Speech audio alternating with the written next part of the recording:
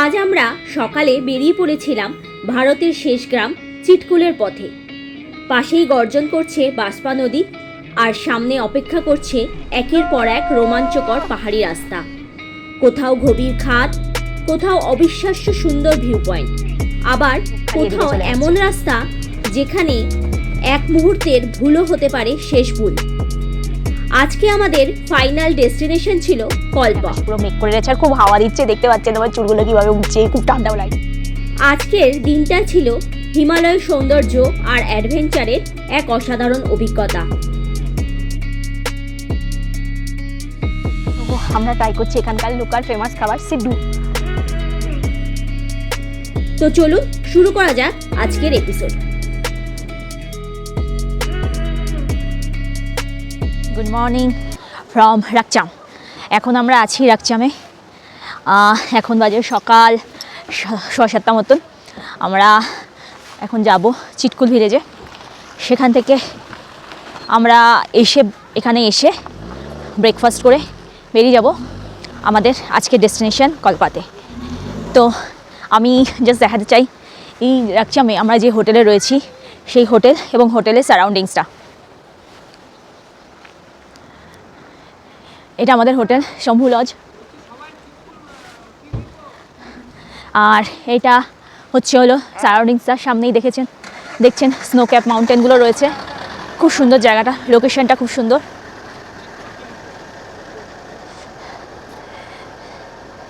উফ, দারুণ লাগছে জায়গাটা।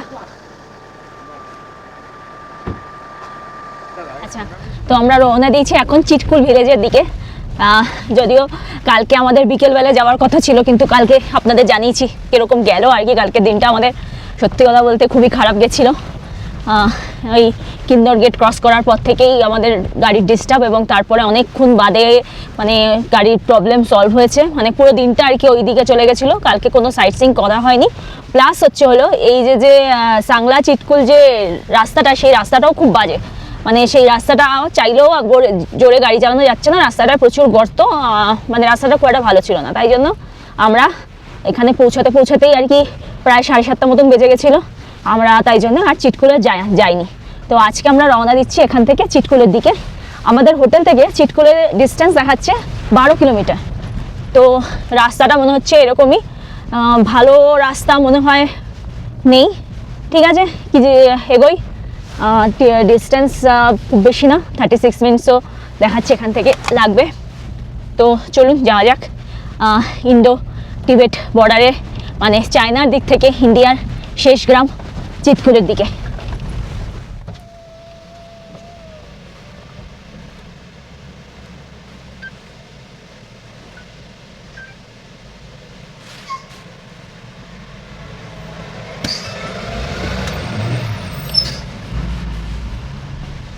সামনে একটা ঝর্ণা রয়েছে বাবাই, এই দেখ সামনে একটা ঝর্ণা, ওয়াটারফল।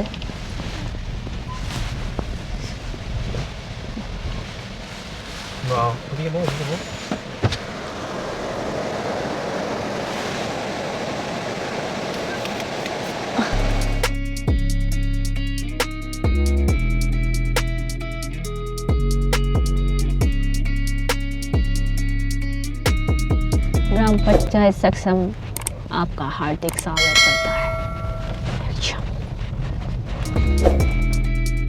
রাস্তা খারাপ ছিল ঠিকই, কিন্তু আমরা যত এগোচ্ছিলাম তত প্রাকৃতিক সৌন্দর্য যেন আরো বেশি সুন্দর হচ্ছিল।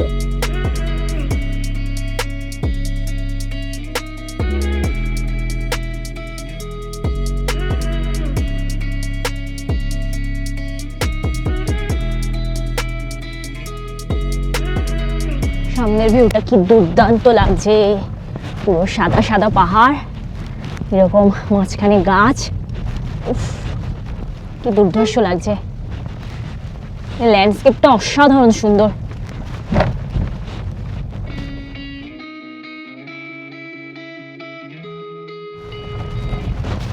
বাহ, কি দারুণ লাগছে, মনে হচ্ছে যেখানে সেখানে দাঁড়িয়ে ছবি তুলি।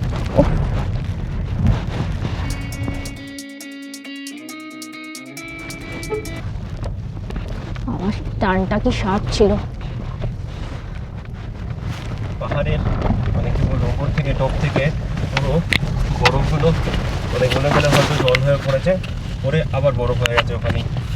মানে এক একটা এখানে কি বলবো প্রচুর এরকম আছে। আর এই সাইড দিয়ে নেমেছে মনে হয় একটু ধস টাইপের নেমে, জল যখন নামে তখন একটু ধস টাইপের নেমে যায়, তাই জন্য ওই জায়গাটা খালি ফাঁকা, আর বাকি জায়গাগুলোতে এখানে পুরো মানে গাছগাছালি হয়ে আছে, পুরো গ্রিন হয়ে আছে। এই সত্যি মানে এইসব জায়গাগুলোতে না আসতে বোঝা যায় না যে কতখানি সুন্দর জায়গাগুলো। কি আর বলে, ভারতবর্ষ হচ্ছে হলো এক বৈচিত্র্যময় দেশ। ভারতের বিভিন্ন প্রান্তে বিভিন্ন রকম জিনিস পাওয়া যায়, যেটা অন্য দেশে আমার মনে হয় না এরকম ভ্যারাইটি পাওয়া যায়। এই বলে মেরা ভারত মহান। আর জাস্ট এর নিচ দিয়েই আমরা মোটামুটি তো আছি, যা আছে মোটামুটি প্রায় ওই মানে নিচ দিয়ে তো বাঁশপাড়ি বয়ে গেছে। তো ওই বাঁশপা নদীর ওপরে প্রায় মানে এই দেখুন সামনে যে রাস্তাটা বুঝতেই পারছেন কতখানি খাদ। মোটামুটি এখানে ধাঁধাই করে হলেও সেই কলকাতার যে 42 আছে, তো 42 তো হয়েই যাবে। আর সেরকম বাজে রাস্তা মাঝখানে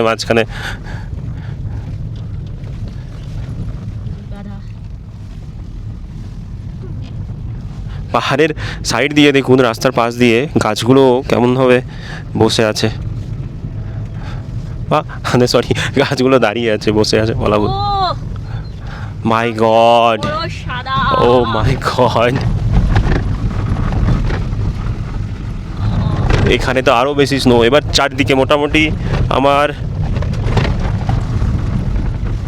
সামনে পুরো ফুল পুরো কৈলাস কিন্নর রেঞ্জ। এখান থেকে একটা ছবি তো নিতেই হবে, কিছু করার নেই। না আর পারলাম না, এবার এক জায়গায় আমরা দাঁড়িয়ে পড়লাম। এখানে হিমালয়ের বুক চিরে নিরন্তর বয়ে চলেছে বাঁশপা নদী। বরফ গলা জলের এই স্রোত শুধু একটা নদী নয়, কিন্নর উপত্যকার প্রাণ। চারদিকে তুষার ঢাকা পাহাড়, সবুজ উপত্যকা আর প্রকৃতির এক অপার্থিব সৌন্দর্য, যেন প্রতিটি দৃশ্য পোস্টকার্ড থেকে উঠে এসেছে। চিটকুলের দিকে এগোতে এগোতে এই বাঁশপা ভ্যালির প্রতিটি বাঁক আমাদের বারবার থামতে বাধ্য করছিল। বয়ে চলেছে বাঁশপা নদী, দারুণ লাগছে ভিউটা।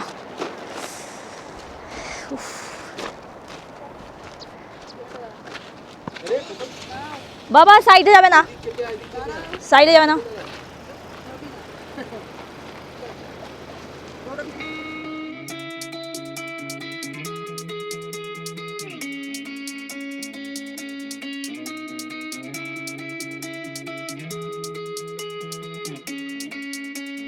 ওয়াও, আমরা প্রায় চিটকুল ভিলেজে পৌঁছে গেছি, ইন্ডিয়ার লাস্ট ভিলেজ। যত কাছে যাচ্ছি ভিলেজের তত ভিউটা মনে হচ্ছে একদম সুন্দর হচ্ছে।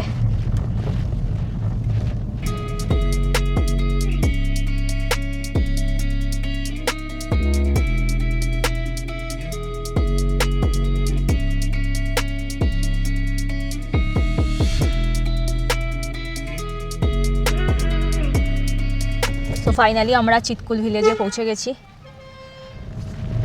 আর সামনে লাস্ট ধাবা পড়বে, যেখান থেকে লাস্ট ধাবা থেকে চা বা কফি কিছু একটা নেওয়া যেতেই পারে। বন্যপ্রাণী সংগ্রহ, আচ্ছা ওয়াইল্ড লাইফ স্যাংচুয়ারি বেসিক্যালি। ও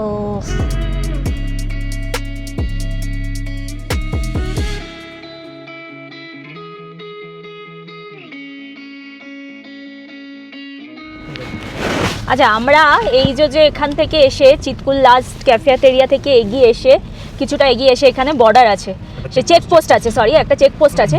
সেই চেকপোস্টে আধার কার্ড দিয়ে পারমিট করিয়ে আমরা একটু ভেতরে এদিকে এগিয়ে যাচ্ছি। এখানে এন্ট্রি করানোর পর একটা করে গ্রিন রঙের কার্ড দিয়েছে, সেই গ্রিন কার্ড নিয়ে আমরা ভেতরে ঢুকতে পারবো। ভেতরে ফটোগ্রাফি অ্যালাউড নেই, ভিডিও কিছুটা করা যেতে পারে আমাদের জানিয়েছে তো, আর ড্রোনও অ্যালাউ নেই।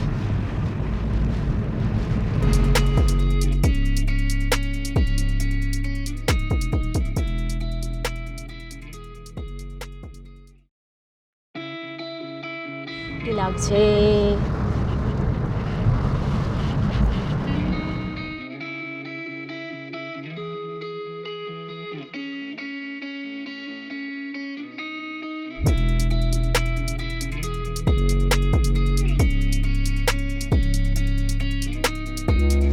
কি মনে হচ্ছে কোথায় আছি?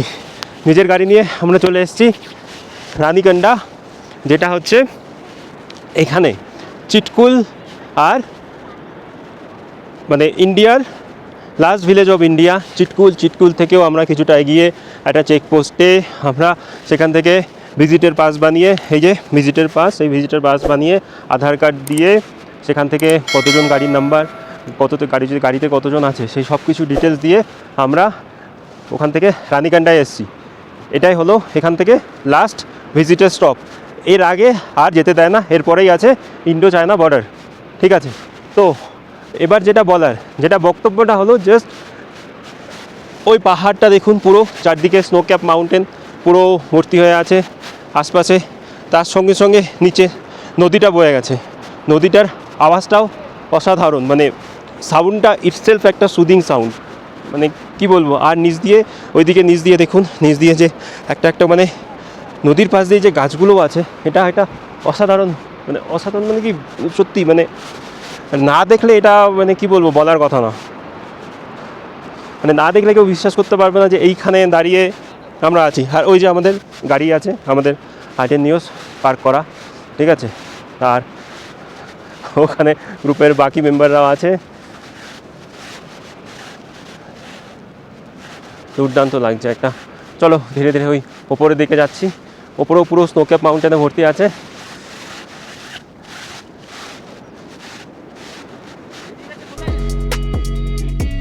আমরা এবার এসে পড়েছি রানীকন্ডাতে, যেটি ইন্দো চায়নার সীমান্তের দিকে। এখানে প্রকৃতির সৌন্দর্য আর সীমান্তের গুরুত্ব যেন একসঙ্গে মিশে গেছে।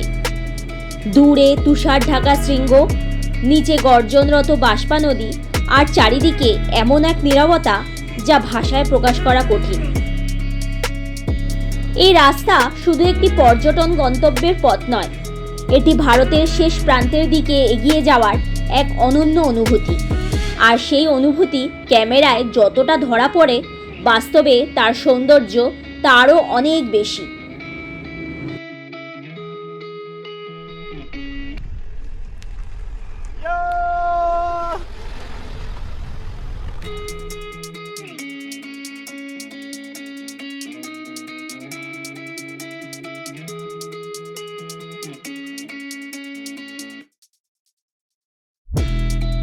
ফাইনালি আমরা রানীকান্ডা, যতদূর আমাদের মানে এখান থেকে যাওয়া অ্যালাউড ছিল সিভিলিয়ানদের জন্য, সেই জায়গা থেকে আমরা ব্যাক করে আমাদের যে ভিজিটার পাস দিয়েছিল সেই পাসটা দিয়ে দিলাম চেকপোস্টে দেওয়ার পরে পুরো সব কিছু চেক করে নিল, মেল ফিমেল কজন বাচ্চা নাম্বার পুরো চেক করে নিয়ে এবার আমরা এগোচ্ছি আমাদের হোটেলের দিকে। আচ্ছা, এগোতে যদি আমরা লাস্ট ক্যাফেটা খোলা পাই তো তাহলে লাস্ট ক্যাফেতে একটু চা খেয়ে যাব। তো এখন যাওয়ার সময় তো দেখেছিলাম বন্ধ ছিল, এখন আসার সময়টা দেখি যে খোলা আছে কি না। যদি খোলা থাকে তো অ্যাটলিস্ট একটা তো চা খেয়ে যেতেই পারি এখান থেকে, জাস্ট ওয়ান টি।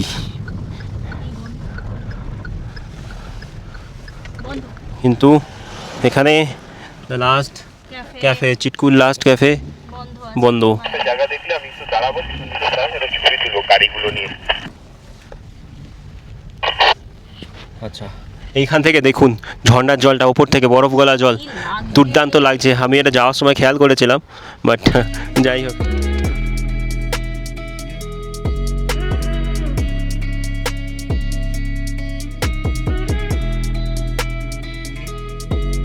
চিটকুল থেকে ফেরার পথে আবারও শুরু হলো সেই বিখ্যাত সাংলা চিটকুল রোডের রোমাঞ্চ। এমন সরু রাস্তা যেখানে অনেক সময় দুটো গাড়ি একসঙ্গে পাশ কাটানো কঠিন হয়ে যায়। সামনে তৈরি হয়েছে একটা জ্যাম। পাহাড়ে এটাই স্বাভাবিক, কারণ এখানে গতির চেয়ে নিরাপত্তাই সবচেয়ে বড় বিষয়। আর অপেক্ষা করতে করতেই চোখের সামনে খুলে যায় বাসপা উপত্যকার একের পর এক অসাধারণ দৃশ্য।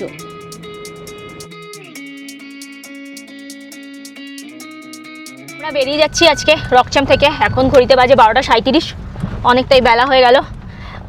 আপনাদের দেখিয়েছিলাম আর কি, চিটকুল ভিলেজ থেকে ফেরার পথে প্রচুর রাস্তায় জ্যাম ছিল, আর্মি ট্রাকগুলো ছিল, আর রাস্তার তো এই দশা আপনারা দেখতেই পাচ্ছেন। তার মধ্যে যদি ওরকম দুপাশে দুটো বড় বড় আর্মি ট্রাক বা ট্রাভেলারগুলোও ঢুকছিল, বড় বড় গাড়ি ঢুকলেই খুব অবস্থা খারাপ হয়ে যাচ্ছিল, তো তার জন্য অনেকটা লেট হয়ে গেল। তো ইন দ্য মিন টাইম কালকে আপনাদের বলেছিলাম আমাদের পাওয়ার উইন্ডোটা কাজ করছিল না, তো আজকে আবার নতুন প্রবলেম আরম্ভ হয়েছে। কি প্রবলেমটা? ওয়ারভিএমটা এক জায়গায় প্রচণ্ড জ্যামের জন্য ওখানে ওয়ারভিএমটা বন্ধ করেছিলাম। এবার বুঝতে পারিনি, এবার কোনোভাবে হয়তো বন্ধই করে রাখা ছিল, জানি না এখন কারোর সঙ্গে বাড়ি লাগলো কি না বা কিছু হলো কি না।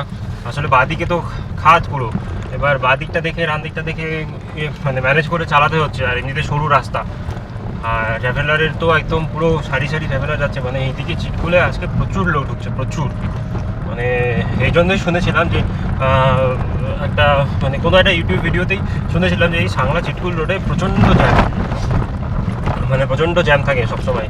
তো যাই হোক, এবার কেসটা হলো যে এবার ওই যে মোটরটা তখন বন্ধ করেছিলাম, সরি মোটর বলছি, ওয়ারভিএনটা বন্ধ করেছিলাম, ডান দিকেরটা মানে দুটোই বন্ধ করেছিলাম। তারপরে যখন খুলি তারপর থেকে ডান দিকের ওয়ারভিএনটা মানে কন্টিনিউয়াসলি যে ভেতরে যে মোটরটা আছে ওটা আওয়াজ করেই যাচ্ছে, মানে বাধ্য হয়ে আমাদেরকে মানে কি বলবো, আমাকে এই কি বলবো ডিকি থেকে মানে ওই ডিকি বলছি বনেট খুলে যাতে আমার ব্যাটারি ড্রেন না হয়ে যায়, তাই জন্য ব্যাটারির কানেকশনটাকে আমি যখন গাড়িটা বন্ধ ছিল হোটেলে ব্যাটারির কানেকশনটাকে খুলে রেখেছিলাম একটা সাইড, মানে এমনই অবস্থা হয়ে আছে। এবার দেখি আবার আজকে বুঝতে পারছি না আজকে আবার কতক্ষণে ইয়ের কাছে যেতে হবে, মানে মেকানিকের কাছে গিয়ে কতক্ষণ টাইম ওয়েস্ট হবে।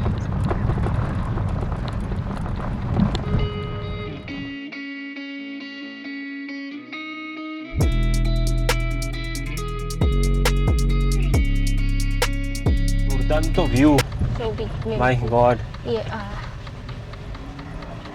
আবার ভিউটাও দেখছি আর সামনে আচ্ছা, গাড়িও।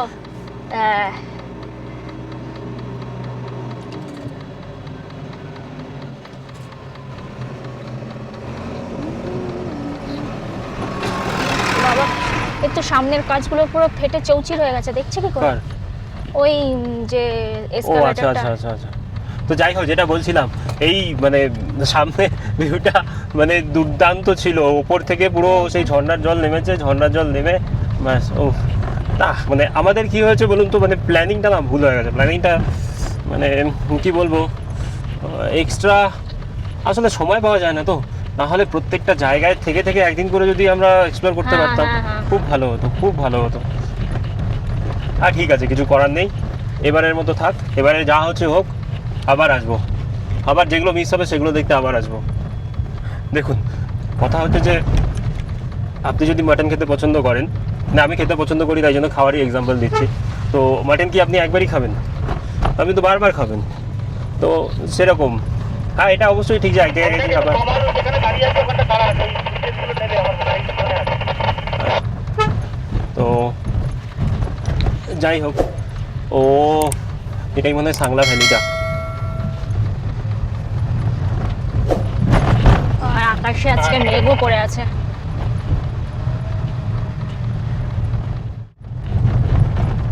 বাঁশপা নদীর পাশ দিয়ে আমরা যাচ্ছি, বাঁশপা ভ্যালি।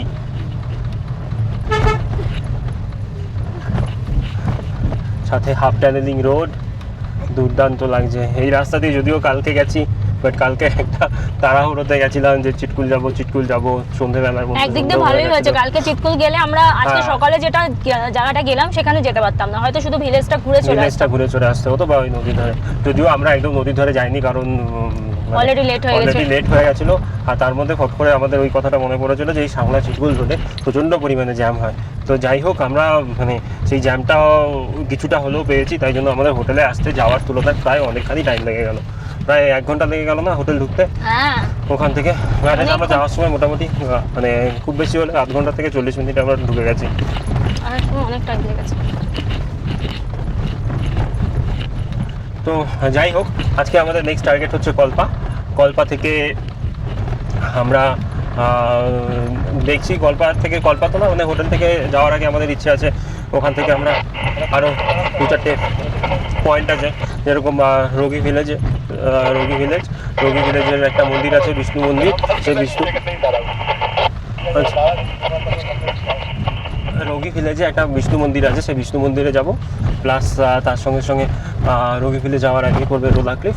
সেই রোলা ক্লিফ দেখার ইচ্ছা আছে। ওটাও একটা মানে হাফ টানের রিং রোড, মানে একই রকমই। তো আমরা এখন এই মানে পাথর কেটে কেটে রাস্তা, যেসব রাস্তা আছে মানে সেই সব রাস্তা দিয়েই যাব। এই রাস্তাগুলো বলে যে ইন্ডিয়ার one of the deadliest road. তো যাই হোক, কালকে যেটাও ছিল কিন্নর ফ্যারির পাশ দিয়ে কিন্নর গেট হয়ে আমরা আসলাম। তো দুর্দান্ত একটা ফিলিংস হচ্ছে।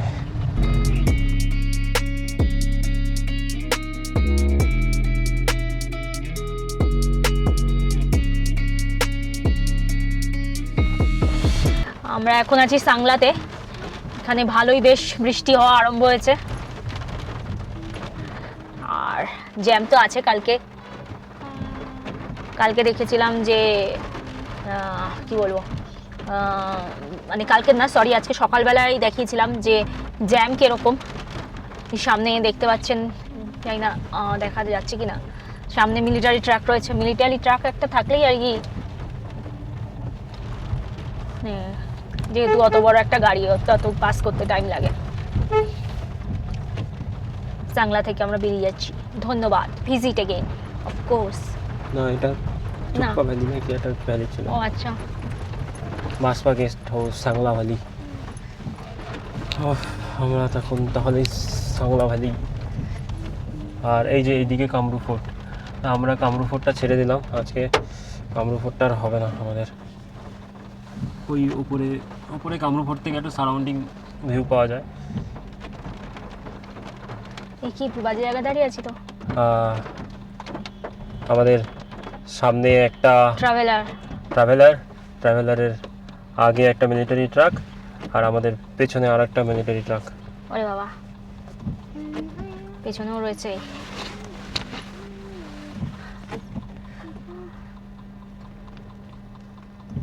খুব বাজে জায়গায় আটকে আছি আমরা। কাটটা লাগানো আছে।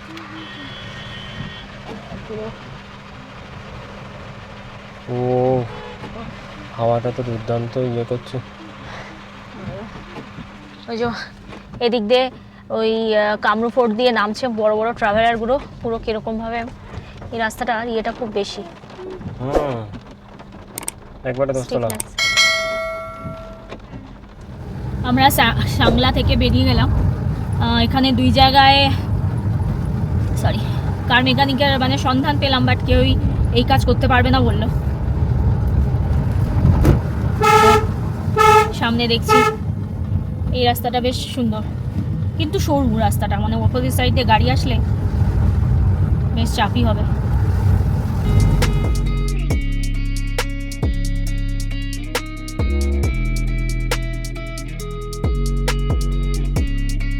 সামনে জ্যাম হয়ে রয়েছে, দেখুন।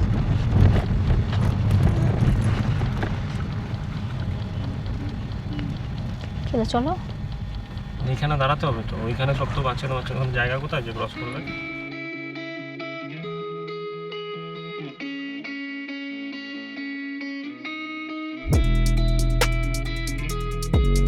বাবা, এই পাথরটা যদি নড়ে, পুরো এই বড় পাথরটা পড়ে যাবে। কি অবস্থা, একটা এই পাথর এটাকে আটকে রেখে দিয়েছে। অদ্ভুত অদ্ভুত জিনিস দেখা যায় না। এই যে পুরো এই জায়গাটা তো পুরো হাফ। হ্যাঁ, এই জায়গাটা কিরকম, পুরো এই বড় পাথরটা পড়ে যাবে, পুরো এই রাস্তাটা পুরো আটকে যাবে। কি রাস্তা দিয়ে আমরা যাচ্ছি, অপোজিট সাইড দিয়ে একটা গাড়ি আসলেই ব্যাস।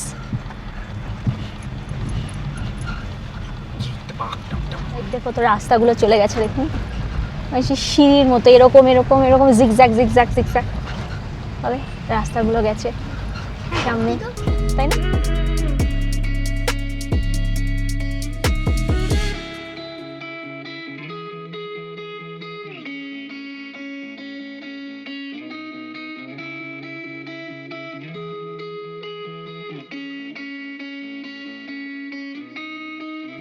কার্চিয়াম ড্যামকে বিদায় জানিয়ে এবার আমরা চলেছি কল্পার পথে।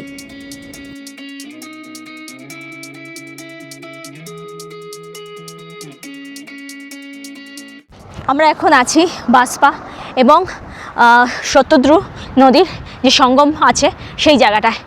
এখানে ভালো বোঝা যাচ্ছে না অ্যাকচুয়ালি। একদিক দিয়ে আমরা যেই সাইড দিয়ে আসলাম বাসপা নদীর পাশ দিয়ে আপনাদের দেখালাম, আর এসে আমরা যে কাটচাম ড্যামটা ক্রস করলাম সেটা ওদিকটা ওই ড্যামের ওই সাইডটা হচ্ছে হলো শতদ্রু নদী। দুটো নদী এখানে এসে মিলিত হয়েছে।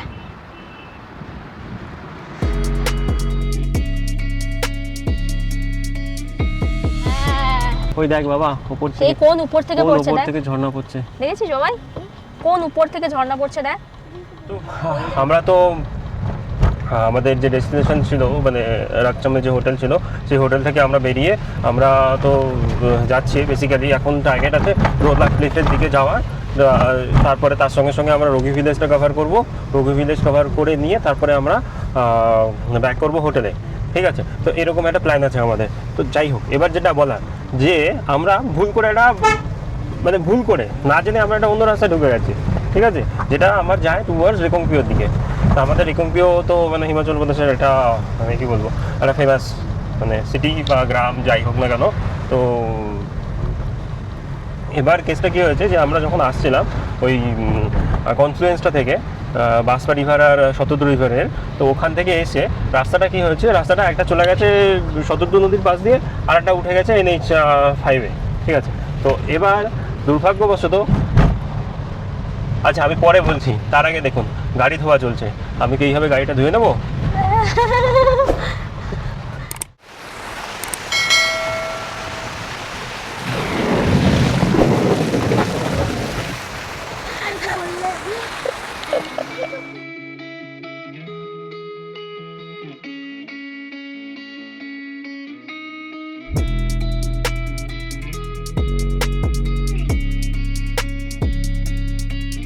সামনে যে গাড়িটা যাচ্ছে এই দাদা, লোকাল দাদা একটা, তো একটা ঝর্ণা ছিল, ঝর্ণার জলে আমি গাড়িটাকে নিয়ে এই দাদাই স্নান করাচ্ছিল গাড়িটাকে।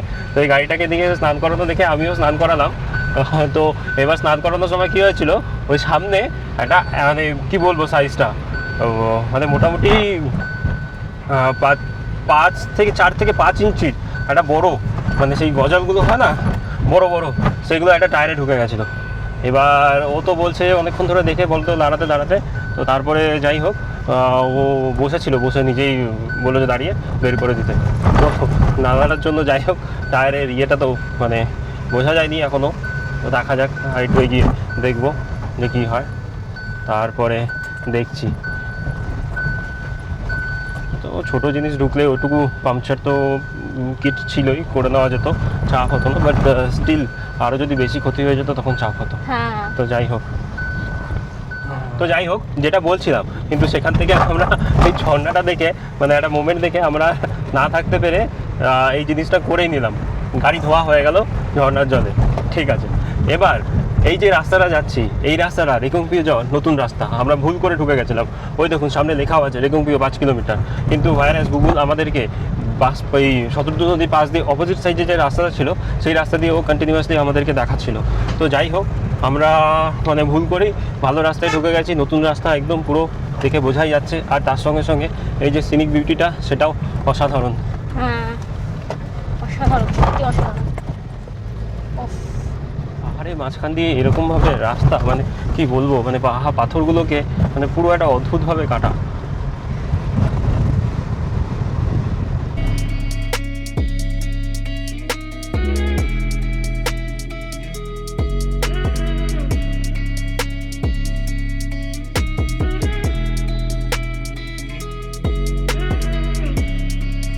তো ফাইনালি আমরা রিকংপিওতে চলে এসেছি। এখান থেকে এক জায়গা থেকে আমাদের গাড়িটা ফিলহাল ঠিক করেও নিলাম, আর হচ্ছে এখানে পেট্রোল পাম্প থেকে পেট্রোলও ভরে দিলাম। কত করে চলছে এখানে রেট? হ্যাঁ ওই 107 পয়েন্ট সামথিং। তো এখানে এরকম ভরিয়েও নিলাম। আবার তো সব কিছু শর্টেড আছে। এখন বাজে ঘড়িতে 3:26। আমরা যাচ্ছি সুইসাইড পয়েন্টের দিকে। আচ্ছা ইন দ্য মিন ওসব ছাড়ুন, in the mean time just বাদিকে ভিউটা দেখুন। ও মাই গড,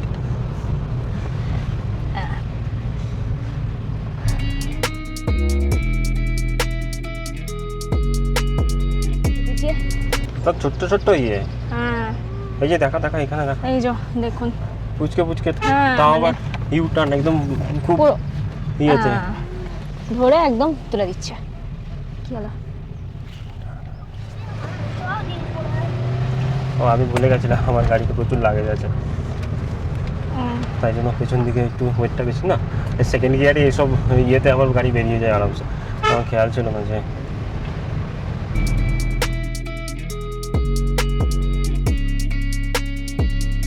কি লাগছে,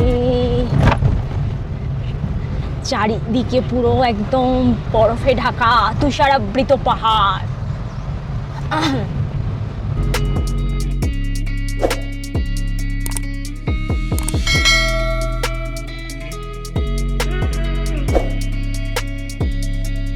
আমার এইদিকে পুরো কিন্নর কৈলাস রেঞ্জটা দেখা যাচ্ছে, আর আমি অ্যাকচুয়ালি সেভাবে পাচ্ছি না সুযোগ, পেলে আপনাদের দেখাবো। এখান থেকে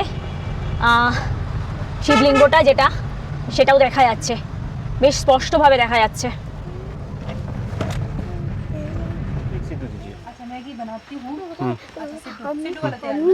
हाँ दीजिए, ट्राई करके देखते हैं। নেপালি ভাষা মা না না, না না, এটা অন্য ভাষা তাহলে হিন্দি। না। আমরা ট্রাই করছি এখানকার লোকাল ফেমাস খাবার সিড্ডু, দেখি কেমন খেতে।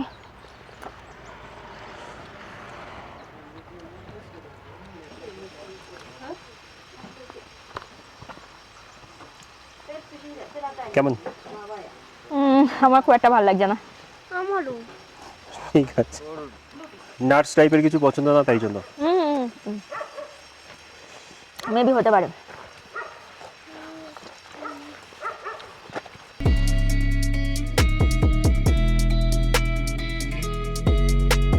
এখনো পর্যন্ত খেতে পারে না, খাই দিতে হয়। গরম তাই।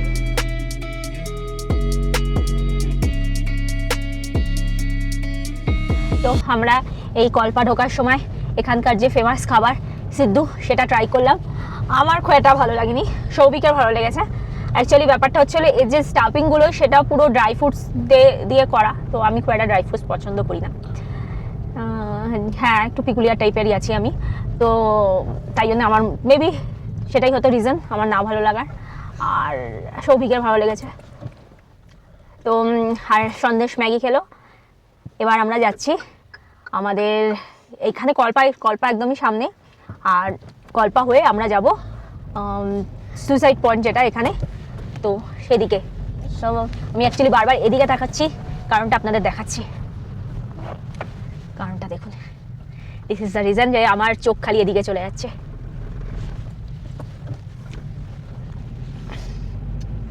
আর এই রাস্তাটাও খুব সুন্দর।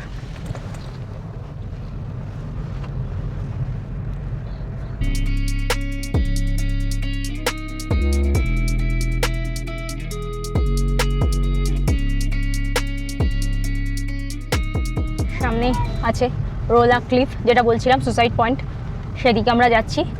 আর তারপরেই আছে রোগী ভিলেজ।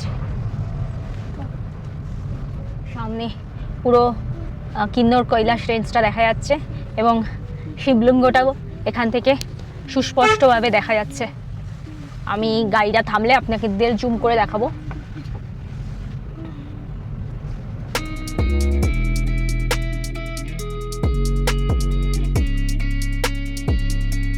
এই রাস্তাটা অনেকটা সেই সাংলা চিটকুল রোড যেটা ছিল, আমরা সাংলা চিটকুল রোড যেটা ছাড়িয়ে আসলাম সেই ইয়েটার মতনই অনেকটা। যাই হোক, আর 600 মিটার আমাদের রোলা ক্লিফ। তার আগে একটু ঝাঁকুনি খেয়ে গেলাম।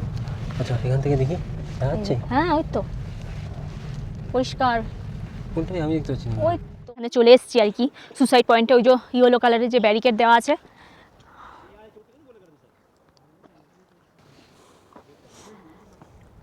ইয়েলো কালারের যে ব্যারিকেডটা দেখতে পাচ্ছেন, ওটা হলো মেন সুসাইড পয়েন্ট। ওখানে অ্যাকচুয়ালি গাড়ি রাখার জায়গাটা পাচ্ছিলাম না বলে আমরা একটু সামনের দিকে এগিয়ে এসেছি। আর সামনে রয়েছে কিন্নর কৈলাস রেঞ্জ আর অভিযোগ শিবলিঙ্গটা। এবার আপনাদের জুম করে আমি দেখাচ্ছি। কল্পার সৌন্দর্যকে পিছনে ফেলে আমরা এগিয়ে চলেছিলাম হিমালয়ের আরও এক বিস্ময়কর দিকে। সামনেই ছিল রোলা ক্লিফ, প্রকৃতির এক অবিশ্বাস্য সৃষ্টি। বিশাল পাথুরে পাহাড় যেন হঠাৎ করেই শেষ হয়ে নেমে গেছে হাজার হাজার ফুট গভীর খাদে। এই দৃশ্য একদিকে যেমন রোমাঞ্চকর, অন্যদিকে ততটাই ভয়ঙ্কর। ড্রোনের চোখে এই উপত্যকার বিশালতা আরও স্পষ্ট হয়ে ওঠে। পাহাড়ের সামনে দাঁড়ালে সত্যি বোঝা যায় মানুষের অস্তিত্ব প্রকৃতির কাছে কত ক্ষুদ্র। এই সৌন্দর্য উপভোগ করার একটাই নিয়ম, পাহাড়কে সম্মান করুন, নিরাপদ দূরত্ব বজায় রাখুন আর প্রতিটি মুহূর্তকে হৃদয়ে ধারণ করুন। দেখিয়ে দিচ্ছি, উফ কি লাগছে এই জায়গাটা।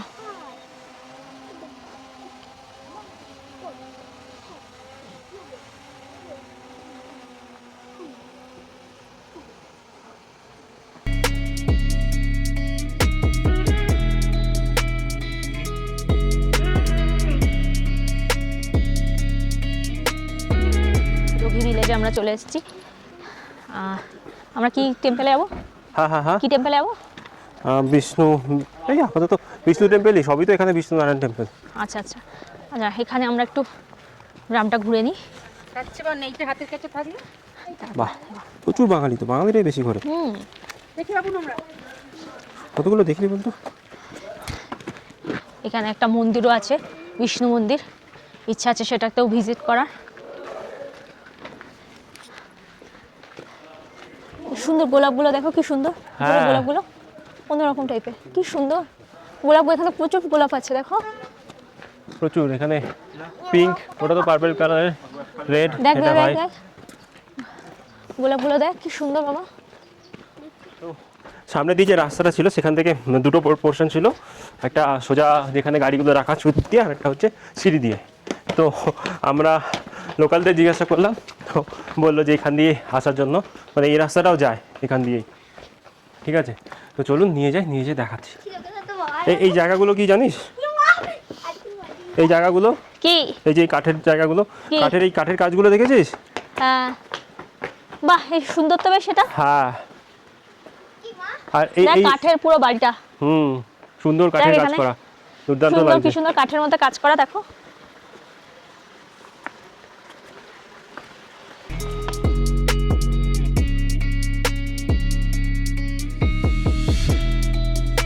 কি সুন্দর টেম্পলটা তো বন্ধ, কাজ করা মন্দিরটা। ঠিক বন্ধ আছে, তো। কাঠের কাজগুলো দুর্দান্ত করা, দুর্দান্ত, হ্যাঁ। পুরো একদম মানে ট্র্যাডিশনাল হিমাচলি উডেন। এই যে মন্দিরটা তো বন্ধ। কড়াটা দেখেছিস? কড়াটা দেখ কত সুন্দর। হ্যাঁ, এই টালিগুলো পুরো পাথরের মনে হচ্ছে, আর নিচে পুরো কাঠের কাজ, পুরো কাঠ আর পাথরের কম্বিনেশনে তৈরি করা। বিষ্ণু হচ্ছে দেবতা, আর কৃষ্ণ? কৃষ্ণ দেবতা, কিন্তু কৃষ্ণ অবতার রূপে জন্ম। কৃষ্ণ এখন কি আছে? না, হ্যাঁ, না, তোর কোথায় আছে? উপরে। উপরে? কলপার কোলাহলকে পিছনে ফেলে আমরা এখন এসেছি রোগী গ্রামে। এখানেই রয়েছে শতাব্দী প্রাচীন নারায়ণ নাগিনী মন্দির। কিন্নরি কাঠের কারুকাজ, পাথরের অনন্য স্থাপত্য আর চারপাশের নীরব পরিবেশ এই স্থানটিকে করে তুলেছে সত্যি অনন্য। স্থানীয় মানুষের কাছে এই মন্দির শুধু ধর্মীয় বিশ্বাসের কেন্দ্র নয়, বরং তাদের ইতিহাস, সংস্কৃতি আর পরিচয়েরও অংশ। হিমালয়ের বুকে এমন ঐতিহ্যবাহী স্থাপত্য দেখে বারবার মনে হয় পাহাড় শুধু প্রাকৃতিক সৌন্দর্যের জন্যই নয়, তার সমৃদ্ধ সংস্কৃতির জন্যও সমানভাবে বিস্ময়কর। আমরা যখন যাই এই মন্দির বন্ধ ছিল। আমরা এক স্থানীয়র কাছ থেকে জানতে পারি এই মন্দিরের পুরোহিত গত হওয়ার জন্য এখানে বেশ কিছুদিন যাবৎ পুজো হচ্ছে না এবং মন্দির তাই জন্য বন্ধ আছে।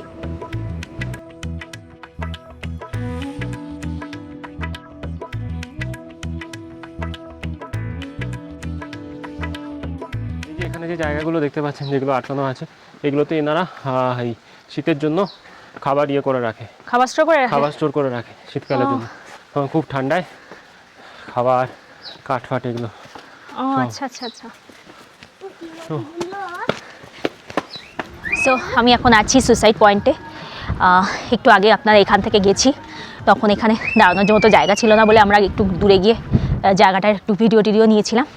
এখন আছি, এখন চারিদিকে আকাশে পুরো মেঘ করে রয়েছে আর খুব হাওয়া দিচ্ছে, দেখতে পাচ্ছেন আমার চুলগুলো কীভাবে উঠছে, খুব ঠান্ডাও লাগছে। আমি এমনি সেরকম একটা পাতলা লেদারের জ্যাকেট পরে রয়েছি, আমার বেশ ঠান্ডা লাগছে। আচ্ছা, এটা হচ্ছে সুসাইড পয়েন্টটা আপনাদের দেখিয়ে দিচ্ছি। সুসাইড পয়েন্ট সত্যি জায়গাটা ডেঞ্জারাস। আমি জাস্ট একটু দেখাচ্ছি, আমার দেখালে নিজে দেখলে আমার পা কেন জানি না থরথর করে কাঁপছে। আপনাদের দেখাচ্ছি মানে জায়গাটা কতটা নিচু খাত, আমি জানি না বোঝা যাচ্ছে কি না, কতটা নিচু। ওখানে একটা প্লাস্টিক উড়ে যাচ্ছে আর উপরে এই যে কিন্নর কৈলাস রেঞ্জটা পুরো। তবে জায়গাটা খুব সুন্দর, খুব সুন্দর জায়গাটা, মানে এই সৌন্দর্য বলে বোঝানো যাবে না, এতটা সুন্দর।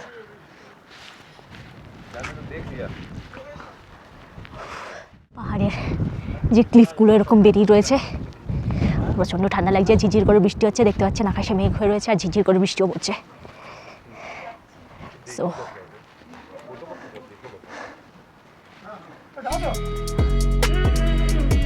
ভয়ঙ্কর সুন্দর রোলার ক্লিপ দেখতে দেখতে আচমকা বৃষ্টি এবং প্রচুর হাওয়া শুরু হয়। আমরা তৎক্ষণাৎ সেই স্থান থেকে চলে আসি আজকে আমাদের কলপাড় হোটেলের দিকে।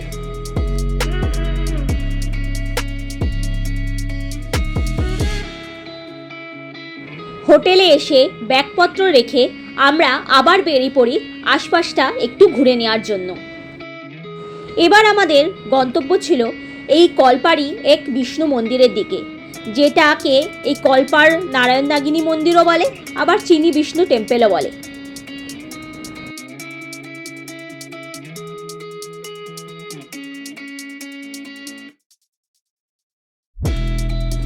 এই মন্দিরেও কাঠ আর পাথরের অনন্য কিন্নরী স্থাপত্য যেন আজও বহন করে চলেছে এই পাহাড়ের ঐতিহ্য আর বিশ্বাসের গল্প। মন্দিরের চারপাশে প্রার্থনার নীরবতা, ঠান্ডা পাহাড়ি হাওয়া আর দূরে বরফে ঢাকা কিন্নর কৈলাস শৃঙ্গ, সব মিলিয়ে এই জায়গার পরিবেশ সত্যি অপার্থিব। এখানে আসলে শুধু একটা প্রাচীন মন্দির দেখা হয় না, অনুভব করা যায় পাহাড়ের সংস্কৃতি, মানুষের বিশ্বাস আর সময়ের অমলিন ছাপ। স্পিতির পথে এমন কিছু জায়গা থাকে যেগুলো শুধু ক্যামেরায় নয়, মনেও চিরদিনের জন্য থেকে যায়।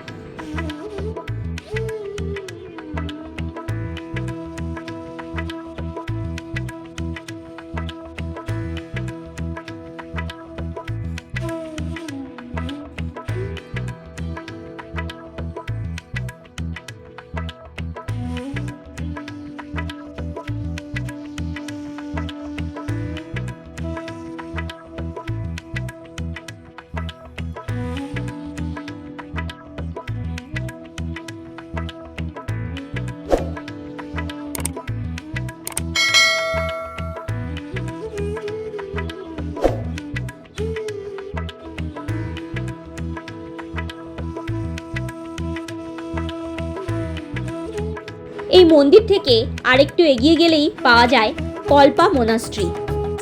পাশাপাশি হিন্দু ও বৌদ্ধ ধর্মের স্থাপত্য এখানকার পরিবেশকে আরও বেশি সুন্দর ও আধ্যাত্মিক করে তোলে। আজ আমাদের পর্ব এইটুকুই। আজকের পুরো পর্ব কেমন লাগলো অবশ্যই জানাবেন। দেখা হবে পরবর্তী পর্বতে। ততক্ষণ ভালো থাকুন, সুস্থ থাকুন।